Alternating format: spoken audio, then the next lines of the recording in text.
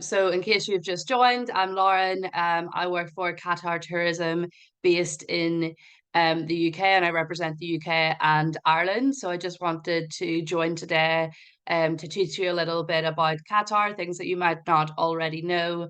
And yeah, just give you a little bit more insight on the destination.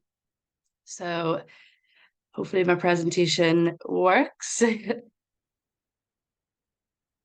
2 seconds, of course. Oh, here we go. Okay, so Qatar at a glance.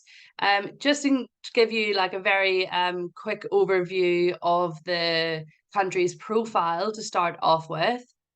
Qatar is the country, and the capital of that and where you would fly into is Doha. It is an Arabic country, and obviously Arabic is spoken there, but also English is widely spoken throughout the entire country.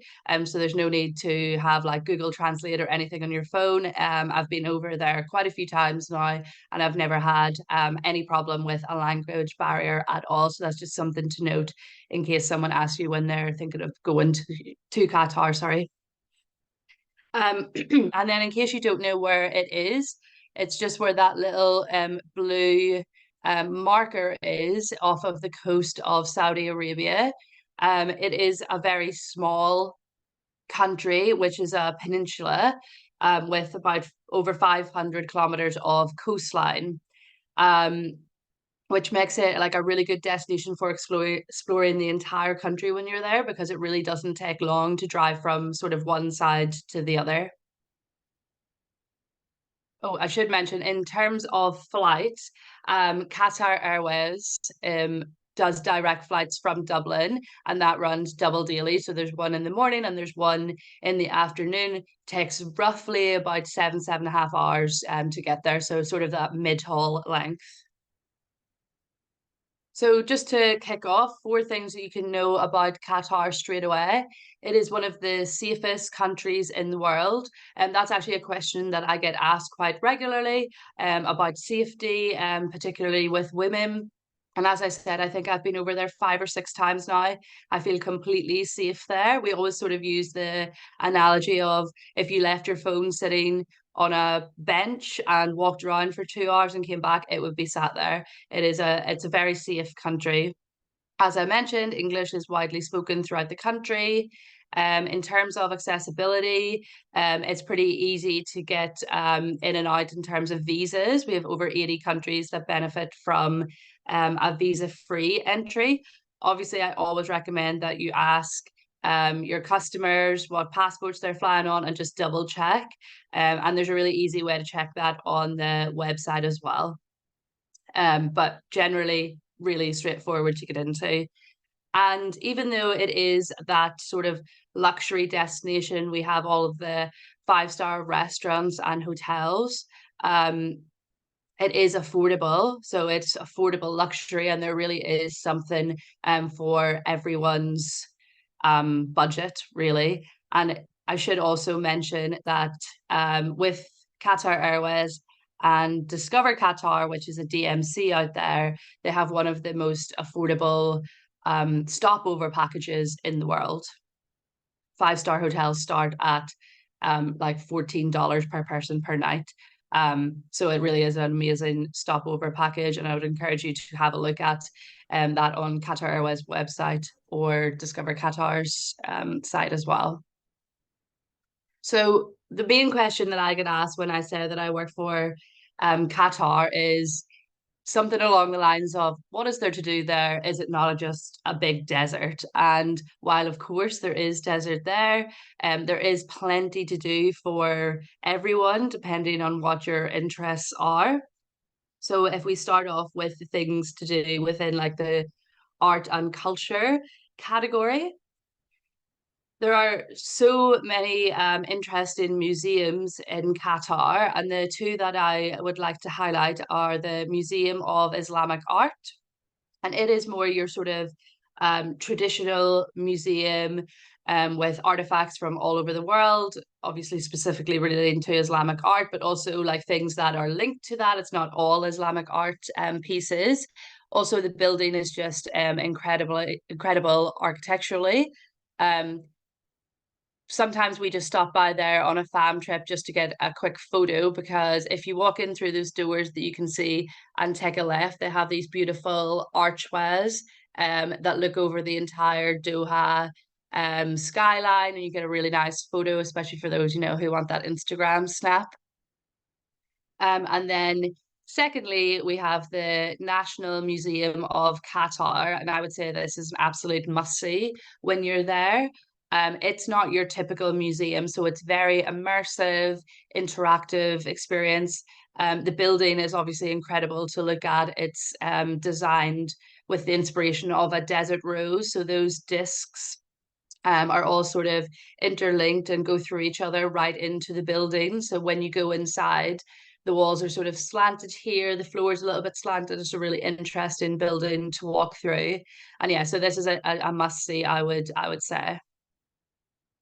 We also, I would like to mention, we have a third museum that is a sort of more of a recent addition. It's not in the slideshow yet, and it's called the 321 Sports Museum. Obviously, Qatar is becoming more of an international sports hub, especially given that we hosted the World Cup, and just a few weeks ago we did the Formula One, and the sports museum is really interesting. To be honest, I'm not much of a sports fan, but I still found it really interesting. They have loads of history from the Olympics, from football, from more Qatari traditional sports. So it's also worth a visit if you are looking something a bit different to do. This is just highlighting a fort which is in the north of Qatar, and also some other museums that you can visit. As I said, most people, when they think of Qatar, they think of desert. But one thing that you might not know is that Qatar is one of the only places in the world where the desert meets the sea. We call it the inland sea. And that is up in your top left hand corner. So you can go and do like a half day, full day experience on the dunes, where you're taking on 4x4s and you sort of do some dune bashing, and then you'll make a stop at the inland sea where you can swim or just have a paddle. And it really is an amazing sight when you sort of drive over the dunes and then all you can see is sea on the horizon. It's beautiful. And then the other thing that I would like to point out here is the mangroves in the bottom left. It's not something that you would think about straight away when you think of Qatar, that they have a kayaking experience. Um, but yeah, it's a really nice like half day activity. You can go there, do some kayaking that is guided. You can stop on Purple Island, which is a sort of ecological nature hotspot, and then you can have some lunch after. And obviously, there's other experiences too, things like camping out under the stars in a traditional Bedouin tent and having some Qatari food as well. And in terms of if you have customers that are a bit more adventure focused, there's tons of options for them. So we have everything from kite surfing, scuba diving, paramotor gliding. So yeah, really something for those adrenaline seekers. And then in the top right corner, you'll see that we have a whale shark experience too. So Qatar has the second largest migration in the world of whale sharks, and that goes from, obviously we can't exactly predict the day that the whale sharks start moving, but usually from around June till September. So if you do have customers that are wanting to come out in the summertime and they're looking something to do, we would definitely recommend going and seeing the whale sharks. There, from everyone, I haven't done it yet, but for everyone I've talked to who has done it, they've all seen the whale sharks. Obviously, I would never say you're 100% guaranteed to see them, but the chances are pretty high. Qatar is also a good destination to bring kids to and have some family fun. So just some of the things that you can do there. We have a few theme parks. This one on the left, Doha Quest, is an indoor theme park, and it's got sort of everything from like teacup style rides, which are like suitable for quite young children, right through to an indoor roller coaster, which is a lot more scary, I can guarantee, than you would ever imagine, because I went on it and I thought it was going to be easy breezy, and it was actually terrifying. And then we have Angry Birds World here, and there are also a few, sorry, I should say there are a few outdoor water parks. So there's one at the Hilton Salawa Resort, which is on the opposite coast from Doha. It takes about an hour to drive there, but you can obviously stay at Hilton Salawa, or you can just do a day trip there. And they're also building another water park as well, more close to Doha. And this is just showing sort of different areas that you can visit with beautiful views. The Pearl Marina is actually like a hotspot for where expats live. So there's really good like bars, restaurants, bars within hotels, and cafes there. And the cuisine in Qatar is second to none. So they have everything from, your five-star Nobu, STK, sushi samba, right through to traditional eateries. At Souq Waqif is a really good place to try more traditional food that the locals eat. Souq Waqif is the market there, um, and it's a working market. It's not just built for tourists to have a look around. It's actually where people do their shopping. So there's obviously deals to be had, and also that is where you would get some really good food and drink. I should mention that Souq Waqif is a dry area, which means no alcohol is served. But you can get, your Arabic tea, some shisha if that's your thing as well. And actually, even though, it might not be sorry, excuse me. Even though, the dry thing it always comes up in conversation when we are talking about Qatar, alcohol is readily available at any hotel, restaurants, and hotel bars. It's just in the more local areas that you can't drink. Um, Souq Waqif actually has one of my favorite restaurants, which is called Parisa. It's Persian cuisine, and it's absolutely phenomenal. I would highly recommend trying it. And the building is stunning. It's all like bejeweled and um shiny, sparkly when you go inside. So yeah, I would definitely recommend trying it if you're there. Another thing to mention is the shopping. So, as you would imagine, there are a lot of high-end shops there. There are a few massive malls that you can visit. But to be honest, there is a good range of shopping. As I just mentioned, we have the souk, and that has more local products and crafts and foods. And then we have right through to the big malls where you'll have your Dior, Prada, Chanel, and sort of everything in between. So if shopping's your thing when you're on holidays, you're not going to miss out when you go to Qatar. Aspire Park is somewhere you can have a little walk around. I would obviously recommend maybe doing that sort of in the morning or the late afternoon to miss that like midday heat. But it's a beautiful park to walk around, especially if you have kids and you just want them to run around and blow off some steam. If golf is your thing, there are two golf courses in Qatar, one 18 hole and one 9 hole, and one is at Doha Golf Club and the other is at Education City Golf Club.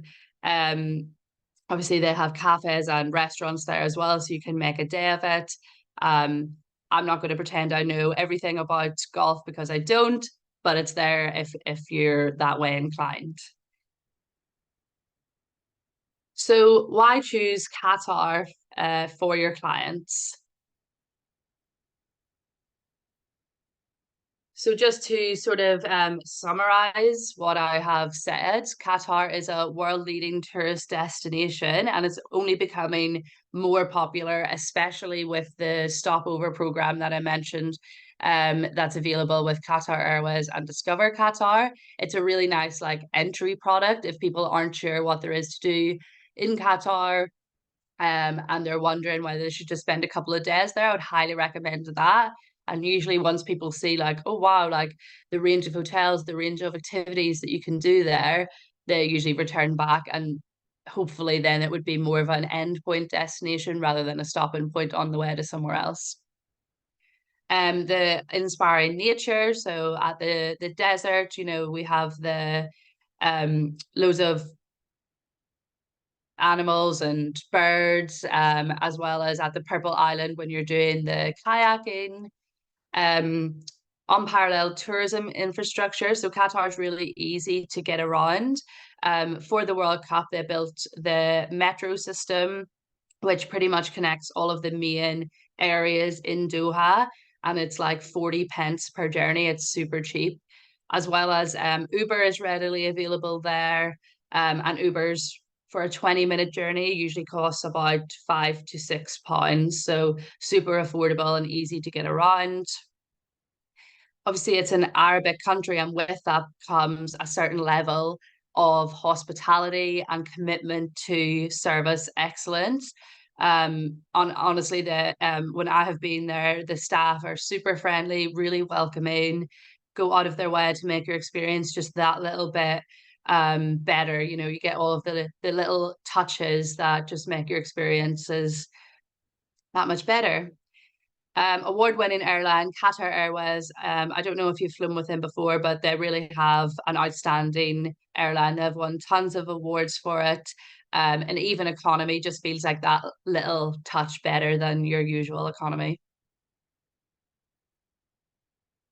More information and resources. Obviously, I'm a resource. Please use me. If you need any more information, I'm always happy to help. But also, if you just want to have a look at what there is to do and read a little bit more, we have our website, qatartourism.com, and visit qatar.com.